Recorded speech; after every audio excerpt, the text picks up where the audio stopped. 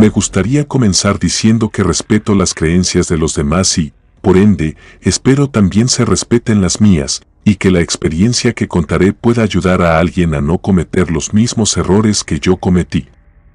En fin, mi nombre es Gabriela. Todo sucedió en el momento en que yo estaba entusiasmada con tener un hijo, pero mi esposo no. Él se negaba y, bueno, yo tenía miedo de que los años se me pasaran y que ya fuera muy vieja para tener hijos.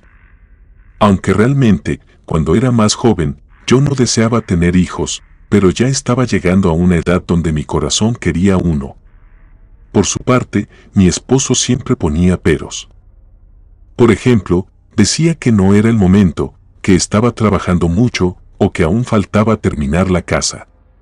A veces decía que la economía no andaba bien, que le faltaba un carro y cientos de excusas más que me dieron a entender que no quería tener hijos definitivamente. Eso era raro, porque normalmente los hombres maduros buscan tener hijos que sigan con su descendencia. Pero, de cualquier modo, yo dejé de tomarme las pastillas con la excusa de tener problemas hormonales, y por suerte me creyó. Aún así, siempre se cuidaba. Estaba harta de que él estuviera en ese plan, porque el tiempo pasaba y no quería quedarme sin la posibilidad de tener un bebé. E incluso sabía que cuando él fuera más viejo se arrepentiría. Seré sincera diciendo que pensé en dejarlo, pero no pude. Yo lo amaba y además sería más complicado encontrar a alguien a quien realmente quisiera y que sí deseara tener hijos. Así que incluso le dije que seguramente tenía otra relación, y dijo que no, que simplemente no se sentía listo para una responsabilidad tan grande. Ya se había dado cuenta de mis intenciones, aunque no me lo dijo y simplemente siempre estuvo preparado. Me resigné a que con él nunca tendría hijos, aunque me decía que más adelante.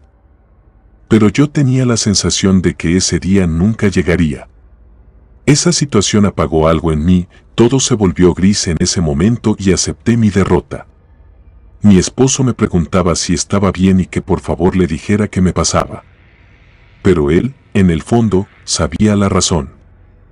Fueron unos cuantos meses en los que viví en automático, levantarme para ir a trabajar, regresar, hacer las cosas en la casa, comer y dormir. No había significado alguno en aquel silencio del hogar. Mi mejor amiga notó que estaba mal, trató de ayudar, pero yo no me dejaba. Aquel martillo de ser madre lo tenía bien reservado para mí. Tras la insistencia de ella por saber qué tenía, terminé contando todo, e incluso me puse a llorar. Mi amiga, sin decir una sola palabra, me escuchó con paciencia. Me ahogaba en mis propias lágrimas, sentía impotencia porque de verdad quería tener un hijo a toda costa. Bueno, quería tener varios hijos, pero no podía cambiar de esposo solo por ese deseo. Llegué a considerar la idea de tener un bebé de alguna otra persona y responsabilizar a mi esposo, pero si él no quería tener hijos, no podía obligarlo, y tampoco estaba dispuesta a que mi hijo tuviera un padre que no lo amara. En ese momento fue cuando mi amiga me recomendó recurrir a algo más grande, y era algo que ella tenía bien escondido, era devota de la Santa Muerte. No llevaba mucho, solo 2 años, pero me hablaba maravillas de su vida y de cómo le estaba yendo bien. Luego de empezar a seguirla, me causó mucha impresión. Los prejuicios predominaron en mí, porque yo era católica. Bueno, más bien mi familia, y, por ende, yo también me consideraba así. Mi amiga me dijo que la Santa Muerte podría ayudarme con mis problemas y que podría ser más feliz que nunca si la seguía, y a pesar de mis prejuicios, accedí a confiar en ella, pensando que todo iba a salir bien. Acudí a su casa, donde me comentó todo lo relacionado a la Santa Muerte. Me platicó cómo la había ayudado a ella y cómo podía lograr que me ayudara a mí. Por cuestiones lógicas, no podía realizar algún tipo de altar en mi casa, por lo que le rezaba en la de mi amiga. Compré una estatuilla y la dejé ahí. Cada cierto tiempo le hacía ofrendas. No voy a negar que al principio todo era raro para mí, porque algo en el fondo me decía que no iba por el camino correcto, pero mi deseo era grande y estaba dispuesta a hacer cualquier cosa. Por fin, todo estaba listo según mi amiga, y comenzamos con los preparativos para efectuar el hechizo. Mi amiga me dijo que a muchas personas se les concedían sus milagros gracias a la Santa Muerte. Decía haber aprendido a ejecutar rituales y para mi caso tenía un ritual perfecto. Lo que, según mi amiga, debía hacer era pedirle a la Santa Muerte tener un hijo. Para eso, me dio algunas guías de cómo hacer para que mi esposo por su cuenta deseara tener hijos. Lo que debía hacer era colocar sangre en el altar y otras cosas que prefiero no decir, y pedir con devoción. Estaba algo asustada, pero mi amiga me dijo que era la mejor opción. Obviamente, todo iba a realizarse en casa de mi amiga, y pasé la tarde ahí. Con algo de asco, logré apartar esa sangre en un pequeño recipiente de vidrio. Me provocó una gran vergüenza hacer algo tan asqueroso, pero el entusiasmo de mi amiga y mi deseo por tener un hijo pudieron más. Preparamos el altar, encendimos unas velas y también dejamos ofrendas. Coloqué la pequeña muestra frente a la estatuilla, pero la torpeza me hizo derramar algo de líquido sobre la imagen de la Santa Muerte. Fue una doble sensación inolvidable. Sentía asco y miedo. Mi amiga me dijo que no entrara en pánico, que todo estaría bien. Le restó importancia al accidente, pero yo sentía como si de verdad hubiera sido una gran falta de respeto. Mi amiga me tranquilizó. Tratamos de limpiar todo y continuamos. Oré a la Santa Muerte con la oración que me indicó mi amiga. Desde antes de comenzar, le pedí un hijo urgente, que mi esposo aceptara dármelo y lo amara. Comencé a llorar mientras lo pedía. Era lo que más deseaba desde el fondo de mi corazón. Y en un momento, la angustia se me hizo tan grande que me faltaba el aire. Experimenté ciertos espasmos en mi garganta, como si se me cerrara. Fue tan fuerte que me tuve que recostar para componerme. Aquello lo asocié a los nervios, la angustia y las emociones extremas. Pero hoy en día me cuestiono si fue eso o algo más. Tras llegar a casa, me sentía realmente agotada, como si algo hubiera robado toda mi energía. Traté de realizar las tareas del hogar, pero al caminar, las rodillas me temblaban. Me preparé un té y me fui a dormir una siesta. Desperté a medianoche sin enterarme de qué pasó durante todo el día. Mi esposo estaba acostado a mi lado. Cuando me senté en la cama, él se despertó y me preguntó si estaba bien. Porque dijo llegar a casa y encontrarme dormida y que no despertaba, que creyó que me sentía mal y por eso no me había despertado. Pero, aún así, estaba muy confundido. Le dije que sí, que todo estaba bien, que simplemente me sentí mal y que seguramente me iba a resfriar en los días siguientes. Todo se volvió muy duro. Mi cuerpo me pesaba, tenía sueño casi todo el día, comía el doble, pero aún así no engordaba. Al contrario, me di cuenta por mis prendas que estaba bajando de peso. Hablé con mi amiga sobre eso, cuestionando si no se debía al rezo que realizamos. Ella me decía que no, que seguramente eran los nervios por la situación que estaba atravesando. Me pidió que me relajara y que continuara con mi vida, que todo saldría bien. Con el paso del tiempo, noté el cambio de ánimo en mi esposo. Actuaba de una manera muy serena e incluso se conectó más conmigo. No se me despegaba en todo el día, me abrazaba en cada oportunidad que tenía. Era como si estuviera más enamorado, más conectado emocionalmente conmigo. Una noche me abrazó antes de dormir y me pidió que estuviéramos juntos. Algo muy raro fue que aquella vez no quiso cuidarse. Sinceramente, sentí algo de culpa porque era solo yo la que quería quedar embarazada, pero no de una manera forzada. Así que se lo dije y respondió que estaba todo bien. Se me escaparon las lágrimas de la emoción al entender que lo había aceptado. Dijo que el tiempo pasaba y que ya era hora de comenzar una familia, que no podía esperar para ver la casa llena de niños jugando y contagiando de alegría a nuestro hogar. Pero eso no sirvió. De hecho, lo intentamos varias veces, pero no quedaba embarazada. Pensé que había un problema con mi cuerpo.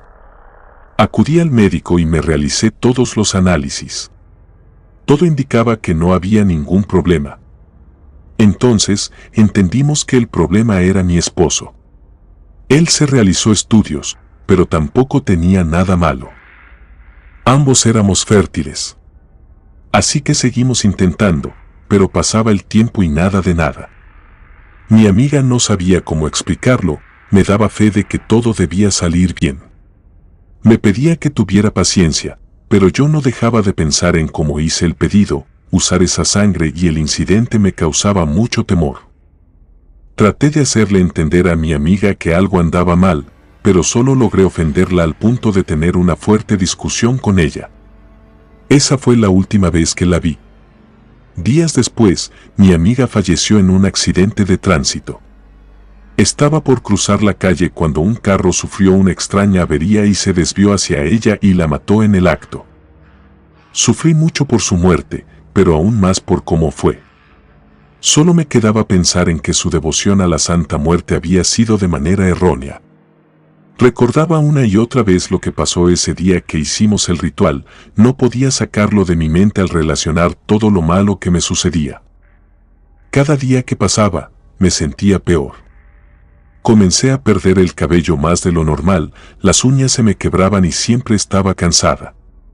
Me hice estudios creyendo que tenía anemia o algo por el estilo, pero no encontraba nada que lo pudiera estar causando. Ya no estaba tan segura de quedar embarazada, temiendo por mi salud. Pero en ese momento, era mi esposo quien estaba ansioso. Luego de que llegó la fecha de fertilidad, algo extraño pasó con mi periodo. La pérdida de sangre era demasiada, por momentos tenía que quedarme sentada en el baño y liberaba un olor a putrefacción indescriptible. Tenía mucho miedo, pero no podía contarle a mi esposo la verdad. O por lo menos lo que creía que me estaba pasando. Una noche sucedió algo que me dio muchísimo miedo, y es que vi a mi amiga en los pies de la cama. Estaba parada frente a mí, observándome con sus ojos completamente blancos, como si estuviera ciega o algo así. Quería moverme y no podía, mi cuerpo no reaccionaba. Traté de hablar, pero algo presionaba mi garganta. No sé si fueron 2 minutos o media hora, sé que el momento se sintió eterno. Ella estaba ahí, como un alma en pena sin saber expresarse. No me di cuenta cuando desperté, simplemente estaba sentada en la cama y ya era de día. No recordaba haberme levantado, y hubo una especie de amnesia entre que me desperté y me senté en la cama. Todo ese día me sentí pesada, como si tuviera algo cargando encima de los hombros. En un momento, de la nada, salí corriendo al baño a vomitar y mi esposo creyó que era porque finalmente estaba embarazada. Aún no puedo olvidar su expresión de alegría, me insistía en que me hiciera una prueba. Parecía un niño con juguete nuevo. Increíblemente, al realizarme la prueba de embarazo, dio positivo. Mi esposo festejó de alegría, yo estaba traumada. Se dio cuenta de mi estado, le arruiné la felicidad y lo vi en su cara. Me dijo que pensaba que yo estaría feliz, que era lo que tanto quería, y tenía razón. Deseaba estar embarazada, aunque con todas las cosas que pasaron, solo podía esperar una desgracia. Mi esposo me hablaba y me hablaba, pero yo estaba bloqueada. Me tomó del rostro mientras repetía mi nombre una y otra vez, pero lo comencé a escuchar como en eco. La visión se me movió y fue cuando sentí que estaba en el suelo. Sentí como mi esposo me levantó y me llevó hasta la cama. Escuchaba que me hablaba, pero su voz se oía muy lejos, veía todo realmente borroso. Mi esposo era una mancha apenas. Pero a ella la vi nítidamente. Mi amiga estaba frente a mí, la observaba como si estuviera viva. Aunque su expresión era de llanto, las palabras de mi esposo seguían siendo difuminadas y de lejos. Pero lo poco que me decía mi amiga se escuchaba nítido. Me pedía perdón y me advertía que tuviera cuidado.